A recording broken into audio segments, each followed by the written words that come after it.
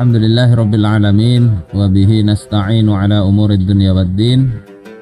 Wassalatu wassalamu ala asyrafil anbiya'i wal mursalin sayyidina maulana Muhammad wa ala alihi wa sahbihi wat tabi'in wa man tabi'ahum bi ihsanin ila yaumiddin, amma ba'd. Sebagian orang bingung ketika ada ikhtilaf, perbedaan pendapat, atau kalau tidak bingung masing-masing saling bersengketa, ya, bermusuhan gara-gara beda pendapat. Pembahasan kita insya Allah ada 6 inilah insya Allah, ya, tentang ijtihad, syarat mujtahid. Ini perlu saya sampaikan di awal supaya kita ini tahu posisi kita di mana, sehingga kita tidak memposisikan diri pada yang bukan tempat kita, bisa mengukur diri kita. Kemudian wilayah ijtihad ini juga penting, karena kadang orang tidak ngerti masalah ini, kemudian setiap perbedaan pendapat itu dikatakan ijtihad, boleh ditolerir dan sebagainya. Baru yang keempat tentang taklid, kemudian tarjihnya muqallid. Ketika muqallid atau yang taklid ini melihat banyak beda pendapat, bagaimana mereka harus mengambil pendapat. Dan yang terakhir insya Allah menyikapi ikhtilaf. Baik, untuk yang pertama ini tentang ijtihad, secara bahasa maknanya adalah istifraghul wus'i, ya, mencurahkan segenap upaya fi tahqiqi amrin minal umuri, untuk mentahqiq atau merealisir atau mengkaji suatu perkara lil kulfati wal masyaqqah, ya, dengan apa, menjumpai kulfah, kesulitan dan kesukaran. Jadi intinya ijtihad secara bahasa itu memang sampai sulit.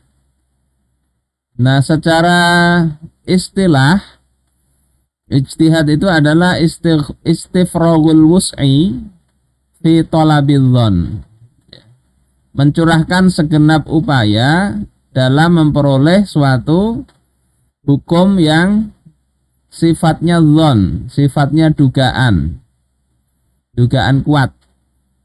Bisyai'im minal ahkami syar'i, yakni dugaan kuat dari hukum-hukum syariat.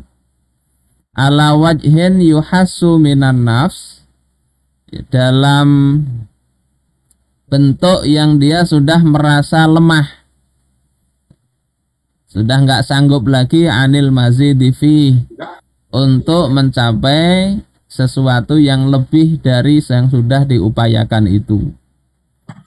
Jadi sudah sampai puncak usahanya, kesimpulannya begini. Nah, itu ijtihad secara istilah. Ini bisa dilihat di dalam kitab As-Saksiyah Al-Islamiyah juz pertama, karya Al-Syekh Al-Qadhi Taqiyuddin An-Nabhani.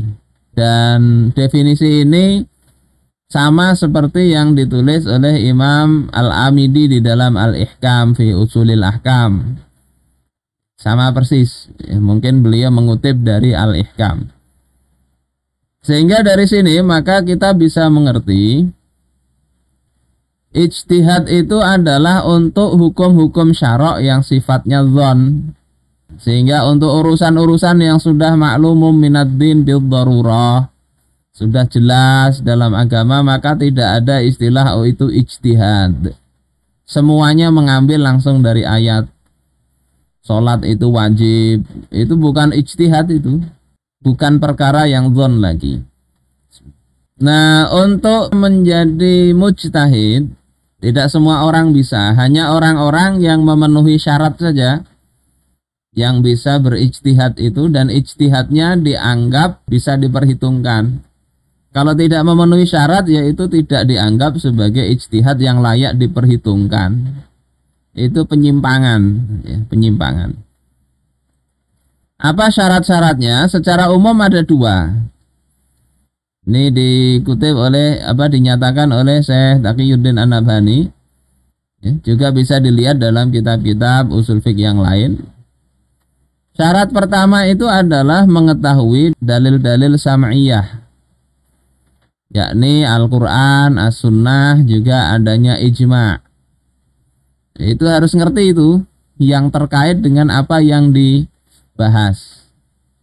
Jadi dalil-dalil itu dikumpulkan semua dalil. Kemudian bisa menimbang antar berbagai dalil. Ini bisa jadi dalam satu persoalan itu dalilnya banyak. Ada mungkin dalil yang bisa dimaknai membolehkan, ada dalil yang dimaknai itu melarang. Terus bagaimana bisa ditimbang, diputuskan hukumnya bagaimana? Kemudian bisa mengkompromikan atau mentarjih dalil-dalil. Tadi kalau ada yang bertentangan, bisa nggak dikompromikan? Kalau tidak bisa, bisa nggak ditarjih? Diambil yang kuat, yang lemah tidak dipakai.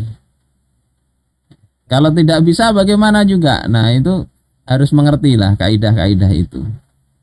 Termasuk sebab-sebab turunnya ayat, kemudian nasih dan mansuh, dan hal-hal lain yang terkait dengan dalil-dalil sam'iyah atau dalil-dalil syara' ini.